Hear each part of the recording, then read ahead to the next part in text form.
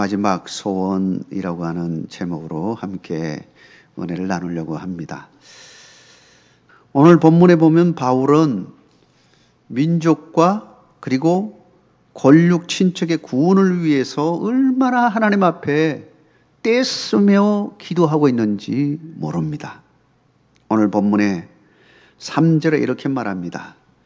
나의 형제 곧 권력의 친척을 위하여 내 자신이 저주를 받아 그리스도에게서 끊어질지라도 원하는 바로다. 이 얼마나 애절한 기도입니까? 여러분, 이런 기도를 한번 드려봤습니까? 모세도 하나님 앞에 그런 기도를 들은 적이 있죠. 내 이름을 생명책에서 뺄지라도 하고 하나님 앞에 기도하는 장면이 있죠. 마치 지금 바울도 그런 기도를 하나님 앞에 올려드립니다. 내 자신이 저주를 받아 그리스도에게서 끊어질지라도 사랑하는 나의 형제 권력의 친척 구원받을 수 있도록 해 주십시오 하고 하나님 앞에 기도하는 것입니다. 사랑하는 성도 여러분, 우리도 이런 기도가 있어야 할 줄 믿습니다. 왜 그럴까요? 이 세 가지 때문에 그렇습니다. 첫 번째는 이스라엘 민족, 즉 권력 친척이 멸망의 길로 가고 있기 때문인 것입니다.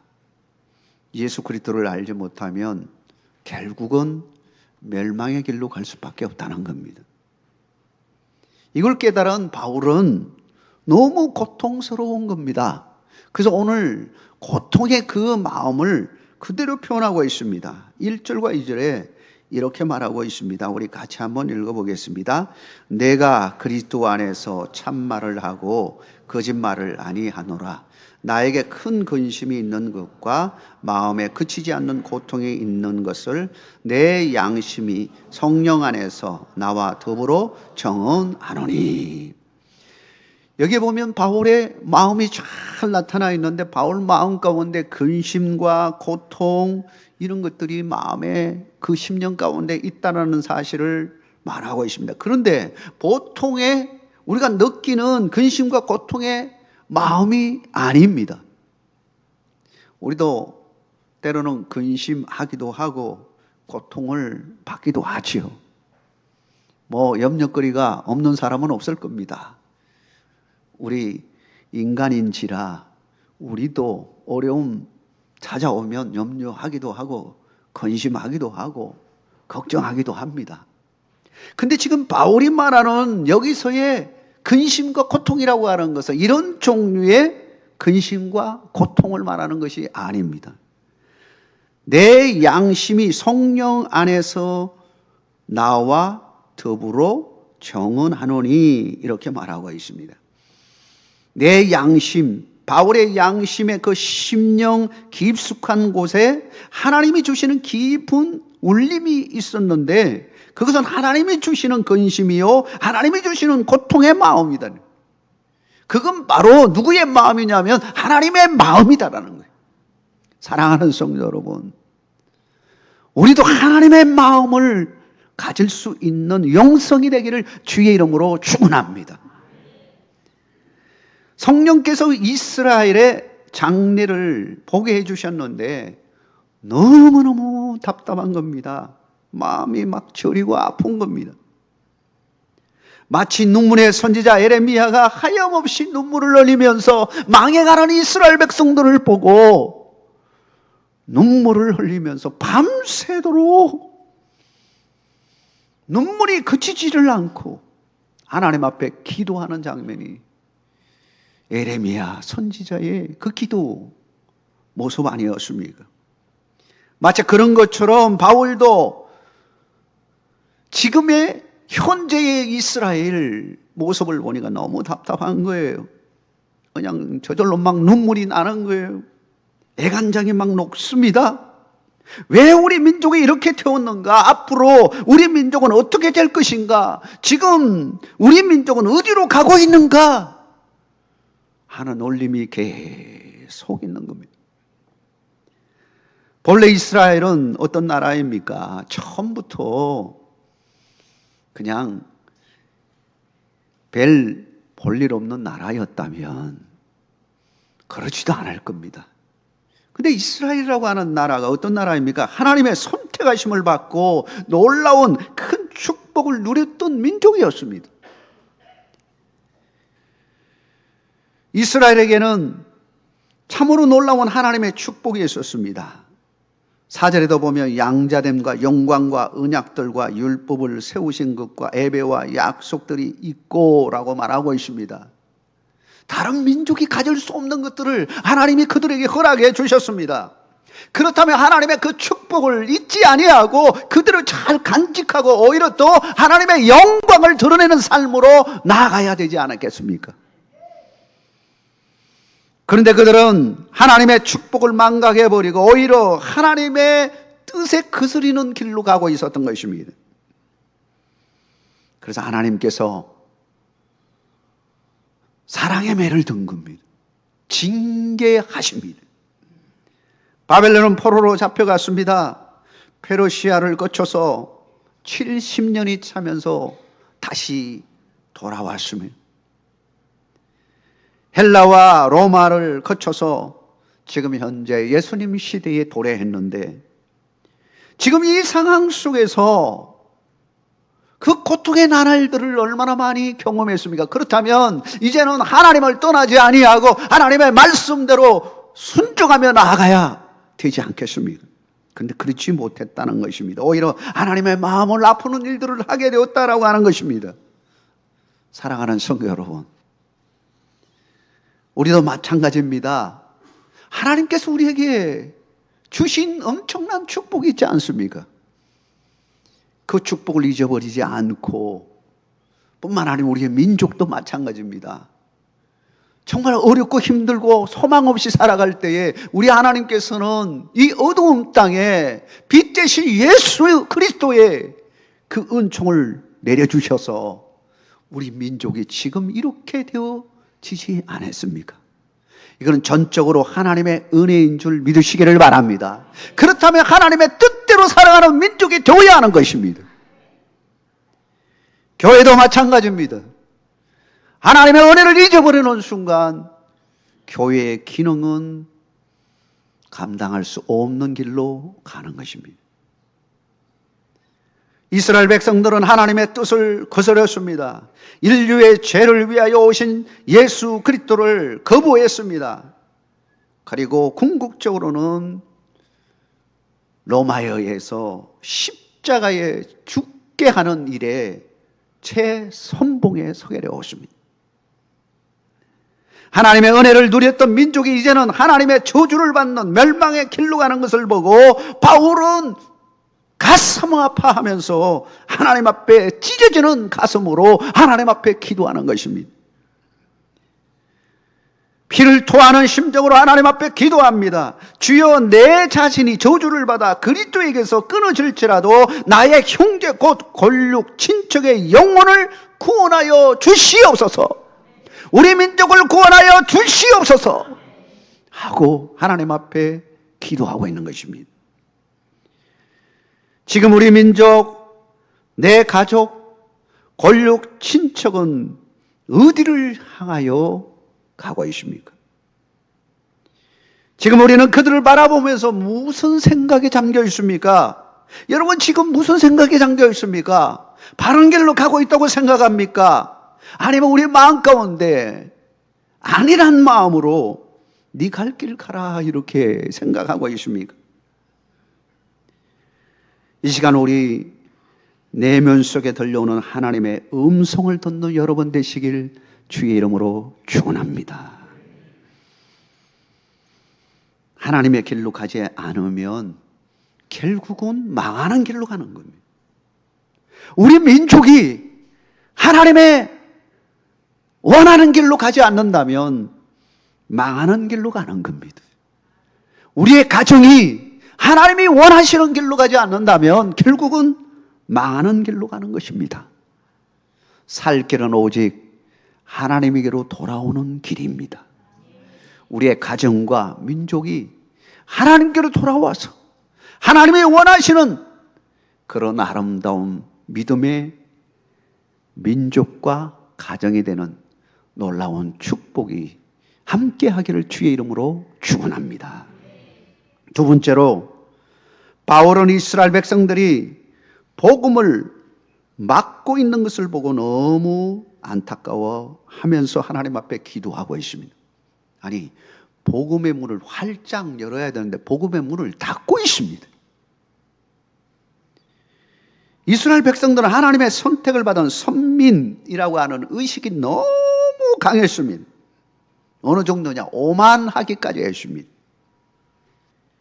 너무 교만하고 오만하였기에 정작 보아야 할 것을 보지 못했습니다. 복음을 깨달지 못했습니다. 진짜 복음을 알아보지 못했습니다. 정작 자기 자신을 바라볼 수 있는 눈이 어두웠습니다. 하나님을 바라보는 눈이 어두웠습니다. 편협된 시각으로 봤습니다. 비판적 사고를 가지고 봤습니다. 사랑은 사라져버리고요. 자기들만 최고라고 생각합니다. 그러니 옆에 사람들이 뭘로 보였겠습니까? 잘못한다고 생각을 한 거죠. 자기들만 옳은 길로 가는다고 생각하고요. 자기들만 신앙생활을 잘한다고 생각하고요. 자만에 빠졌습니다. 그런데 진짜로 봐야 할 것을 보지 못했다는 거예요. 그게 뭘까요? 예수 그리스도의 복음입니다. 예수 그리스도의 복음을 보지 못한 거예요. 단순히 여러 가지 복음 가운데 한 가지 못 받는 그런 게 아니에요. 예수 그리스도의 복음을 못 받다는 것은 뭘 의미하냐면 모든 것을 못 받다는 이야기예요. 구원받을 수 있는 그 길을 완전히 차단해버렸다는 이야기입니다. 성경의 가장 핵심이 무엇입니까? 성경을 한마디로 딱 줄이면, 한 단어로 줄이면 누구 이름이 떠올립니까? 예수지요. 예수. 기독교가 바로 예수 아닙니까? 한자로 표현해서 기독교 이렇게 표현하지 않았습니까? 성경을 줄이면 딱 한 단어로 예수입니다. 우리가 잘 아는 대로 구약 그러면 오실 예수님, 신약 그러면 오신 예수님에 관한 책이 성경이다 이렇게 말하고 있지 않습니까? 맞습니다. 예수 그리스도, 2000년 전에 오신 예수 그리스도, 그분은 이미 예언되어서 오실 것이라고 선포되었던 그분, 실제로 2000년 전에 예수님은 오셨고, 그리고 우리를 위하여 십자가에 죽으시고, 그리고 부활하시고 성천하시고 우리를 위하여 기도해 주시고 다시 오시겠다고 약속하신 그분, 지금도 살아계셔서 성령님으로 우리와 함께 하시는 그 주님, 그분이 없이는 구원도 없고 우리는 하나님의 자녀도 될 수가 없는 것입니다. 그런데 이스라엘 백성들은 이걸 거부한 겁니다. 그러니 바울이 얼마나 마음 아팠겠습니까? 예수를 알지 못하면, 예수를 믿지 않으면 구원도 받을 수 없고 천국에도 갈 수 없고 우리의 인생의 모든 것도 끝나는데, 정말 다른 글은 몰라도 예수님만큼은 믿어야 되는데 가장 중요한 것을 안 믿겠다고 거부하고 있으니 얼마나 답답하겠어요. 창세기 3장 15절이 원시복음의 시작이라고 그러죠. 거기에 나오는 여자의 후손은 바로 예수 그리스도를 말하는 것입니다. 마태복음 1장 1절에 아브라함과 다윗의 자손 예수 그리스도의 계보라고 했습니다. 모든 복음의 시작은 그리스도로부터 시작하는 겁니다. 지금까지 있었던 구약의 모든 계보들이 여기에 와서 다 종합되어져서 누구에게 집중되냐? 예수 그리스도.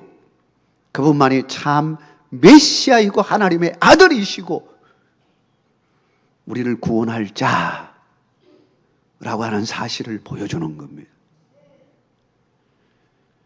그분은 말씀하셨습니다. 우리의 길이요 진리요 생명이라고 말씀하고 계십니다. 그분을 영접하면 하나님의 자녀가 된다고 말씀하고 있습니다. 그런데 이스라엘 백성들은 바로 그분을 거부하고 있는 거예요. 왜 거부했습니까? 성경의 복음서를 읽어보면 거부한 자에 대해서 쭉 나와 있습니다. 예수님을 적극적으로 거부한 사람들이 사내들인 공회원들입니다. 거기에 대표적인 사람이 대제사장, 서기관, 바리새인, 사두개인 이런 사람들로 구성이 되어 있죠. 이 사람들은 종교적 지도자들이었습니다. 이스라엘의 종교적 지도자들이었습니다. 로마 시대에 공회원 딱 하나를 허락해 줬습니다. 공식적으로. 그 땅을 운영할 수 있도록 팔레스타인 지역을 다스릴 수 있는 종교적인 면에서 중요하게 다스릴 수 있는 아주 중요한 기관이 바로 공회원이었습니다. 근데 이 공회원을 유지하기 위해서 로마에 엄청난 재물을 갖다 바쳤습니다. 성전세를 바치고 그리고 많은 사람들이 제사를 드리기 위하여 성전에 왔는데 로마 화폐를 성전에서 통용되는 화폐로 또 바꿔야 되니까 그게 나오는 환전 이익금이 어마어마했습니다. 이게 다 누구에게로 가냐면 그 지도청 공회원들 손에 다 들어갔습니다. 그러니 예수님께서 이 땅에 오셔서 성전에 가서 어떻게 했습니까? 성전에 있는 거기서 성전이 되어지는 장사하는 이 모든 거 아프셨습니다. 그리고 바리새인 서기관들 대제사장들 향하여 얼마나 예수님께서 질책해 하셨습니까? 바리새인 외식하는 자여 라고 말씀하시면서 그러니 그들이 좋은 마음을 품을 수 있겠습니까? 이미 그들은 두터운 자기 나름대로의 율법주의로 채워져 있었기 때문에 예수님의 말씀이 들어오지 않는 거예요. 오히려 예수님의 말씀이 걸림돌이 되는 거예요. 죽이겠다고 생각한 겁니다. 그래서 진짜로 그들은 예수님을 죽이는 일에 앞장선 겁니다. 그들의 아집과 고집과 교만으로 인해 복음의 길이 막힌 겁니다. 사랑하는 성도 여러분, 우리 자신을 한번 뒤돌아보십시오. 우리가 생활 중에 내가 신앙생활 잘못함으로 말미암아 오히려 복음을 열어주는 자가 아니라 복음을 막는 자가 아닌지를 생각해 보십시오. 세 번째로 오직 구원은 하나님의 은혜의 손길에 달려있기 때문에 바울은 하나님 앞에 기도한 거예요. 다른 사람한테 기도한 것이 아니라 하나님 앞에 기도한 겁니다. 여러분, 우리도 하나님 앞에 기도해야 되는 것입니다. 하나님 앞에 무릎을 꿇어야 되는 것입니다. 전적으로 하나님을 바라보고 기도해야 되는 것입니다. 왜냐하면 구원의 모든 손길은 주님이 가지고 계시기 때문이에요. 그래서 로마서 9장 20절 21절에 보면 토기장에 대한 이야기를 합니다. 토기장이가 토기를 만들어 놓고 마음에 안 들면 깨버리잖아요. 마음에 들면 그걸 이제 간직하고요. 토기장의 마음입니다. 구원에 대한 것은 전적으로 하나님의 마음에 달려 있어요. 그렇기 때문에 하나님의 마음 움직일 수만 있다면요, 놀라운 일이 일어나는 거죠. 구원받는 것은 사실 우리 인간이 어떻게 해볼 수 있는 일이 아닙니다. 전적으로 하나님의 손에 달려 있어요. 우리도 구원받은 건 언제 알았습니까? 미리 알았으면요, 아마 교회 다닐 사람, 교회 다니지 않을 사람 나누어졌을 겁니다. 구원받았다고 딱 아는 사람들은 교회에 오겠죠. 그러나 나 구원받지 않았는데 내가 뭐하러 그냥 교회 다니는, 내 마음대로 세상적으로 그냥 살다가 그냥 죽으면 그만이지, 이렇게 생각할 수 있을 겁니다. 근데 미리부터 하나님은 안 가르쳐 줬습니다. 그거 안다고 하는 사람은 그 거짓인 줄 믿으시기 바랍니다. 그 이단이에요. 미리 안 가르쳐 줍니다. 하나님이 안 가르쳐 줘요. 그러나 알 때가 있습니다. 예수 그리스도를 믿고 나서 알게 됩니다. 예수 믿고 나서 하나님의 자녀가 되고 하나님의 영이 나에게 거하고, 그리고 하나님과 동행하는 삶을 살다 보면, 이야, 하나님이 나를 구원하셨구나. 나는 이렇게 지지리도 못나고 정말 하나님 앞에 뭐 해드릴 만한 좋은 모양도 없는데 하나님이 나를 택하여 세워주시고 이렇게 하나님의 은혜를 베풀어 주셨으니 얼마나 감사한지요. 여러분, 예수 믿고 나서 아는 겁니다. 예수 믿고 나서 구원받았는지 확신이 드는 겁니다. 미리부터 예수 믿기 전에는 몰라요. 이것은 뭘 말하는 것입니까? 예수 그리스도를 믿어야 구원받는 거예요. 예수를 필요치 않는 사람은 한 사람도 없습니다. 그렇기 때문에 우리는 예수 믿지 않는 사람을 향해서 기도해야 되고, 예수 그리스도를 믿을 때까지 복음을 전해야 되는 것입니다. 우리가 골육 친척, 우리의 가까운 가족들과 친척 가운데 아직도 예수 그리스도를 모르는 사람이 있다. 그리고 그 가운데서는 얼마나 또 핍박을 나는지. 저도 예수 믿을 때요, 처음에 믿을 때 우리 가문에 제가 처음으로 예수를 믿었는데요, 작은 댁 식구들이 많았습니다. 아버지, 형제들이. 아버지도 믿지 않았죠. 형제들도 믿지 않았죠. 저는 울산에서 학교를 다녔는데 작은 그 집에 이제 하숙을 했어요. 우리 장한 어머니가 얼마나 불교에 심취했는지요. 보살이라고 말할 정도. 예수 믿는 걸 알고는요, 얼마나 핍박을 받는지요. 여러분, 우리가 핍박, 이게 정말 참 힘든 겁니다. 당해보지 않은 사람은. 그러나 이상하게도 예수님과 동행하는 것 자체 핍박도 기쁨이 되는 거예요. 왜냐하면 하나님의 영이 함께 하시고 하나님이 나와 함께 하시니까요, 그걸 이겨낼 수 있는 힘을 주시는 거예요. 그리고 차츰차츰 한 사람씩 교회 다니게 하시는 놀라운 축복을 누리는 것을 보게 되었습니다. 사랑하는 성도 여러분, 우리는 마지막까지 전도해야 되고 그들을 위해서 기도할 이유는 뭐냐면, 그들도 반드시 예수님이 필요하기 때문이에요. 예수 믿을 때까지 전도해야 할 이유가 여기에 있습니다. 예수님이 아니면 길이 없습니다.